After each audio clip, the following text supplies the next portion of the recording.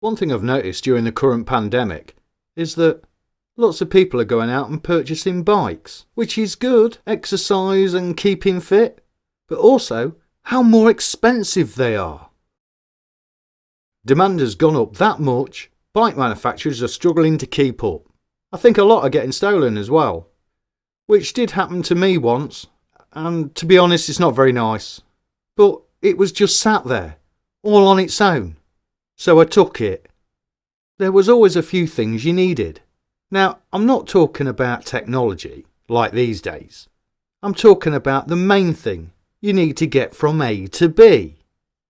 And this was mine. She was my first bike. Take particular notice of one major aspect. The wheels were different sizes, which made riding at any speed a serious flaw in its design. It was definitely not a bike I would recommend.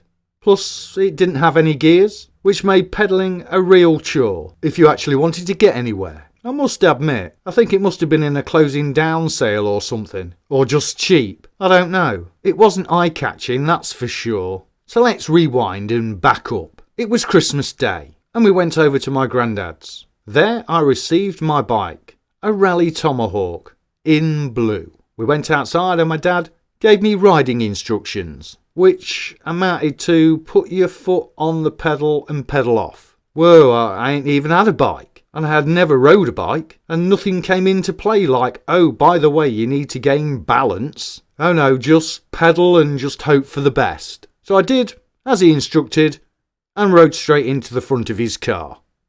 The bike then got stored in an outside shed and never saw the light of day again until September, when it followed me back to my granddad's, who had moved by then, during this time, and where I was staying until my parents moved in round the corner. It's a school thing, which I had mentioned in part 1, The Posh Kid, if you haven't seen it. So I had spent 6 weeks holiday without the bike, and then my dad shows up with it, once I'd started school again. I could never figure that out, but never mind, I now have to really start to learn on how to ride the thing. With only having 3 minutes of riding time under my belt, which wasn't the best policy, and this bike being pretty bad at handling, didn't build my confidence up at all. The other issue was that I couldn't go far anyway, because I was still getting used to the area. So I was confined to just practicing on my granddad's driveway. Don't even ask me the amount of times I came off the thing. This flaming bike was mentioned quite a lot during one Saturday, while I was going up and down the driveway.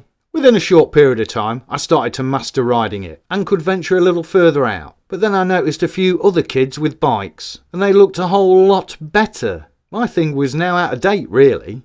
Actually, it was probably out of date before I even got one. Things were moving fast and bikes were being upgraded all the time, and with BMX bikes becoming available and really cool racing bikes also out there, my excuse for a bike was now just showing its age and was needing to go to the old folks' home.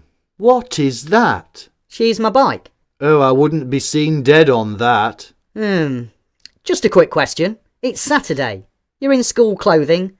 Don't you have any other clothes? Oh well, anyway, she was my bike, and I was going to be stuck with her until I could persuade my parents that this was my learning bike, and now I needed a proper one. Now I can tell you that it took some time, and I just wanted a racing bike, and when I did get a new bike, it was not what I really wanted. But it was far better than my Tomahawk. I just had to keep waiting until I got the bike I really wanted. Thanks to everybody who is subscribed to my channel. More stories are on the way.